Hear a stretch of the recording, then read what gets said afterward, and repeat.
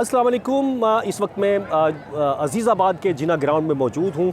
आज यहाँ पर 8 साल बाद मुत्तहिदा कौमी मूवमेंट पाकिस्तान अपनी जो कामयाबी है इंतखाबात में, ख़ास तौर पर कराची और हैदराबाद में जो कामयाबी हासिल की है, जो नशिस्तें जीती हैं जनरल इलेक्शंस में, उनको जो है उसका जश्न मनाने के लिए यहाँ पर जो है एक तकरीब मुनक्किद की गई है। जश्न जो है वो मुनक्किद किया गया है और इस वक्त ये मेरे अक़ब में ये स्टेज है जो बिल्कुल जिस पे जश्न फ़तह नस्रुम मिनल्लाहि व फ़तहुन क़रीब वो लिखा हुआ है।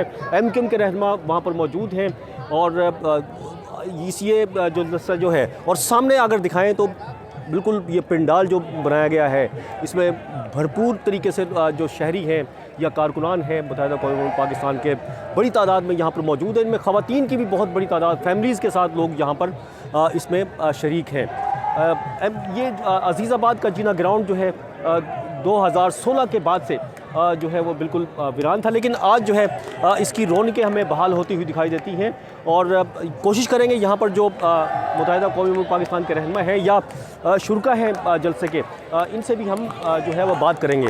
ये थोड़ा सा दिखाएं ज़रा पीछे ऊपर करके, पूरा जो जिना ग्राउंड का जो पंडाल इसलिए सजाया गया है ये तकरीबन भर चुका है और लोग खड़े हुए भी हैं और इस जलसे का अभी आगाज़ नहीं हुआ। अब से कुछ देर के बाद शायद एमक्यूएम की क़यादत जो है इसको शुरू करें, लेकिन अभी कोशिश करते हैं यहाँ पर जो इसके शुरका हैं इनसे हम ज़रा बात करेंगे।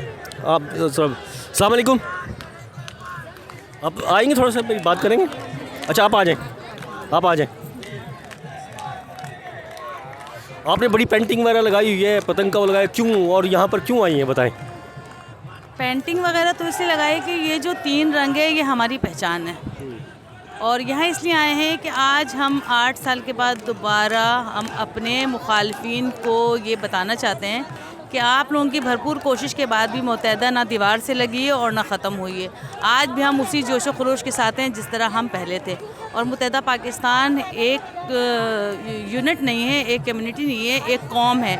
हमारी महाजिर कौम है और हमारी महाजिर कौमी मूवमेंट है, तो हम अपनी कौमी मूवमेंट के लिए हर हद तक जा सकते हैं। वो कहते हैं ना, every fair love in war. अच्छा मुझे ये बताएं, अभी एमक्यूएम इंतखाबात जीत गई, पुरानी नशिस्तें वो जीत गई, अभी मसाइल क्या हैं लोगों के, शहरियों के, जो एमक्यूएम मतलब को करने चाहिए, जो हल करने चाहिए?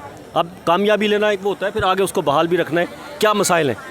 देखिए, अगर आप आज से पीछे के एयर्स में जाकर देखेंगे तो कराची एक मेगा सिटी था।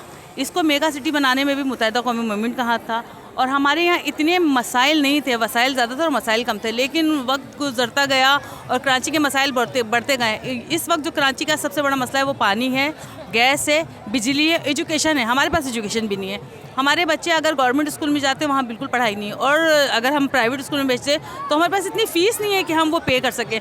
तो हमारे पास 3-4 चीज़ें हैं जो मेगा हैं, जिस पे काम करना बहुत ज़रूरी है और इनको काम करना, और यही काम कर सकते हैं पानी, बिजली, गैस और एजुकेशन। हमारे पास एजुकेशन नहीं है, हमारे पास जॉब्स नहीं है। हमारे बच्चे जो हैं वो इतने एजुकेटेड होने के बाद भी वो फूड पार्लर में काम करते हैं, कहीं स्टॉल लगाते हैं, इंजीनियर हैं, डॉक्टर हैं, लेकिन उनके पास नौकरी नहीं है। हमें इस पॉइंट पे भी सोचना पड़ेगा, इस पॉइंट पे भी हमें काम करना पड़ेगा और मुत्तहिदा कौमी मूवमेंट से हमें ये उम्मीद है कि ये इंशाल्लाह ये काम करके दिखाएगी। ठीक है, बहुत शुक्रिया।